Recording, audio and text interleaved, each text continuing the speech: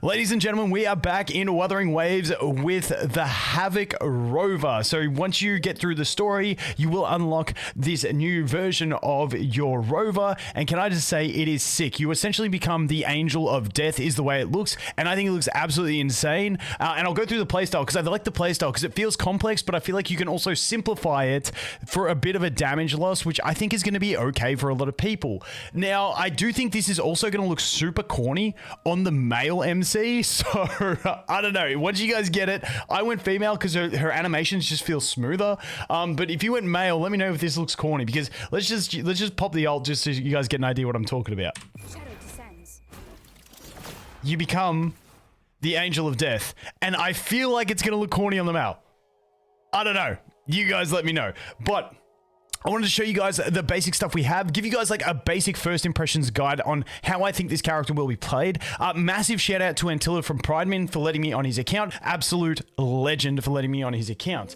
Now, this one, like I said, there hasn't been any calcs run on this anything, so don't take this as Vulcan said this is your optimal DPS rotation. I'm more of a boomer. I like to look at things from a boomer's perspective. I want to give you the basic rundown on how she will work, and I will update this in a future video going through like a proper guide with, you know, damage calcs and stuff like that to show you guys actual numbers. But let's jump into it and let's take a look. Now, we might actually just go into the trial mode because the trial mode I just find is just an easier, more controlled way to go through that. So let's go in here and let's take a look. But dude, I really like the way this character plays. I believe, unless calcs show something to be completely different, she is going to be a main DPS unit with the supportive or hybrid unit with her, probably being Danjin or more Teffy, because it does look like the bulk of her damage will be coming from heavy attacks, because when she goes into her angel mode, it's heavy attacks, and her basic attack rotation doesn't involve a heavy attack. So more Teffy should be good, but I think Danjin's going to be the safest, easiest option because you just get that straight deepen on Havoc damage,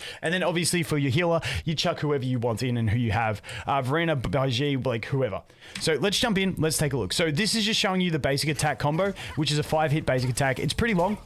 And then it'll go in and show us the next combo, which is the, oh, that's the air attack, okay.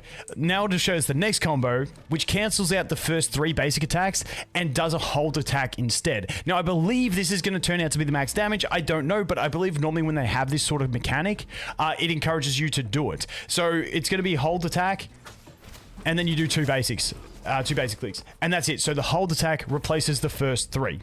And then if we go for the skill does that. Now, the skill is enhanced when she goes into demon form.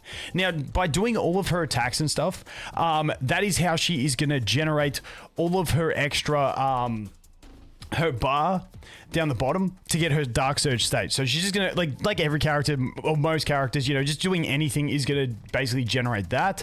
And then you're gonna use your hold attack to enter her like Dark Angel form.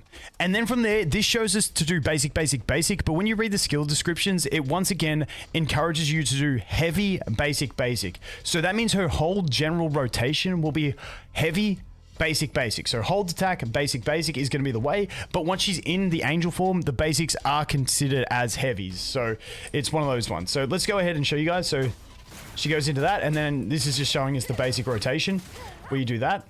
Cool beans. I wonder if it shows us the other one. Okay, now it's showing us hold attack. Cool. It's going to do hold into double basic. I can't remember what it does that. No, it just goes to skill. So in the angel form, your skill gets enhanced with the big scythe, and it does extra. Dude, the scythe looks sick. But let's go in and show you guys. And now this is the ult, which once again looks insane.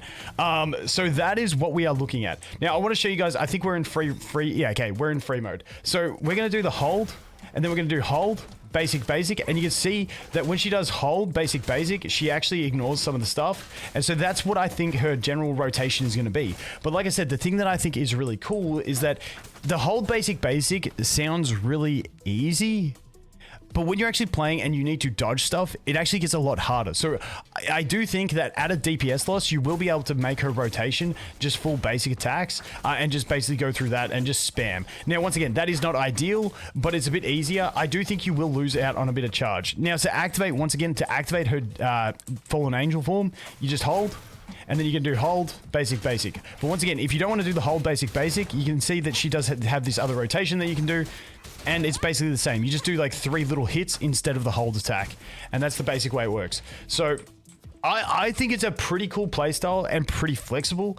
I do like it. I think she looks insane. Like I said, I think the male version is going to look incredibly corny, but we'll have to wait and see. Now, as for rotation in general, I think what you want to do is you want to switch into her with her intro skill, use your ultimate, and then generate your concerto, generate your gauge down the bottom. I always forget what they call the gauge, but you want to generate her gauge, whether you want to use a skill first and then get into your rotation, because then you should be able to enter the fallen angel form and use another skill. So skill placing is going to be iffy, and we'll have to min-max your actual generation to get her into dark angel form whilst also maximizing damage. But my assumption would be you switch into her, you use her skill, then you do hold into basic, and by that time, I think you will be at full gauge, because the intro will generate you some extra.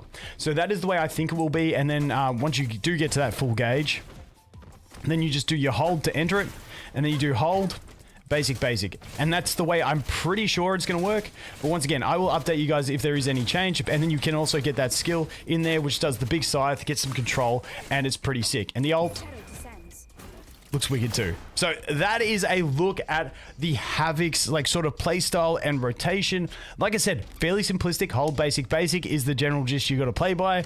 And if you just keep playing by that, like, it should be pretty fine. Once again, I'll update you guys once some calcs are run and stuff like that. But it does look like the majority of her damage is going to be centered around her heavy attacks. Now, the reason for that is if we go into the actual skills, dude, I hate reading skills. It's so much easier to read it on Pridewin.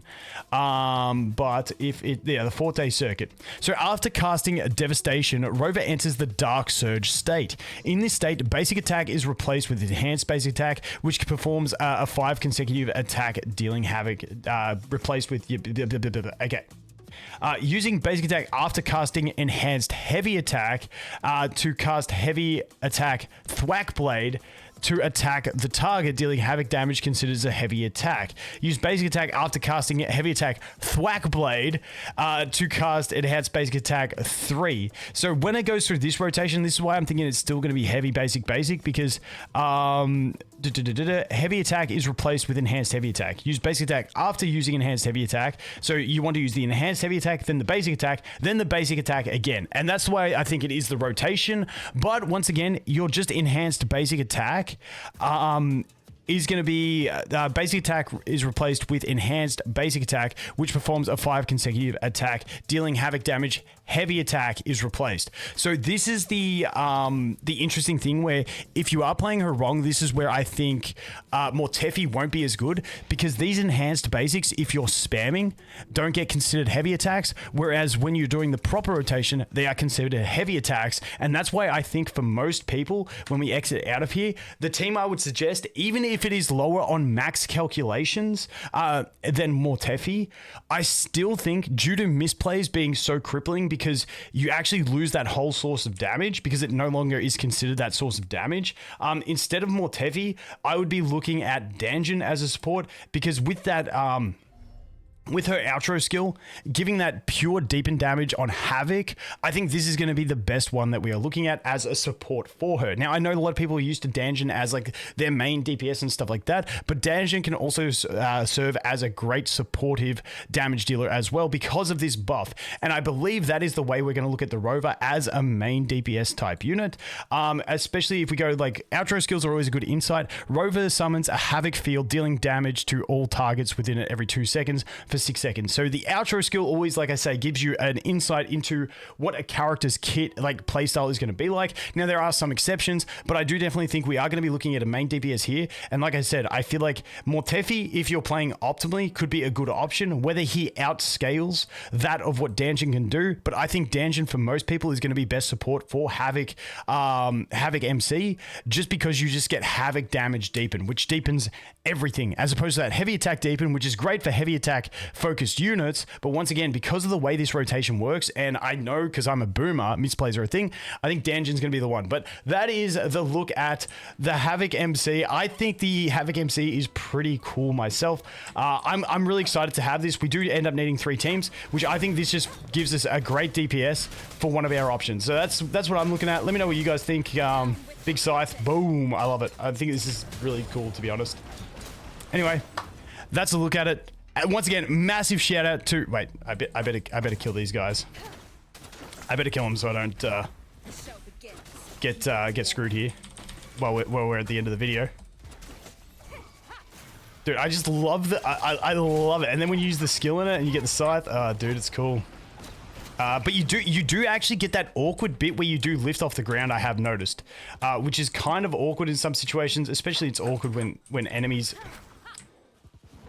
Dude, enemies falling off cliffs just triggers me. But yeah, you do have that bit when you're using her Dark Angel mode, where you do kind of come off the ground because you do the lift. Well, not even in Dark Angel, just general. You do that little lift and then you're kind of in the air, which sometimes can be a little bit frustrating. But in general, I don't think it's too bad. You can still dodge while you're doing it, so it's perfectly fine. But once again, that is my early impressions, early thoughts on how the Havoc MC will be played and sort of units to pair with her. Once again, I think Mortefi will be okay. I think Danjin's going to be the safest and possibly the best. And then you healer, you can go Verena, you can go Baiji, you can even go Yang Yang as an option if you want to with the healing sword. So that covers this one, guys. As always, thanks for watching. Hope you have an awesome day, and I look forward to seeing the next one. Cheers.